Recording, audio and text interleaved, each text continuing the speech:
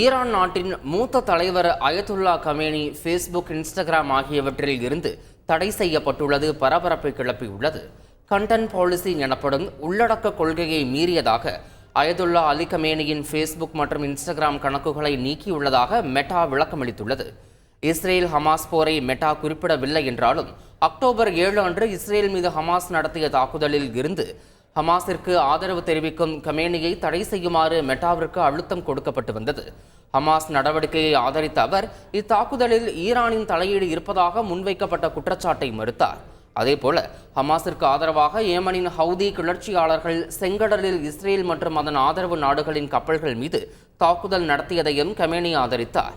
இந்நிலையில் அவரது ஃபேஸ்புக் மற்றும் இன்ஸ்டாகிராம் கணக்குகள் தடை செய்யப்பட்டுள்ளன.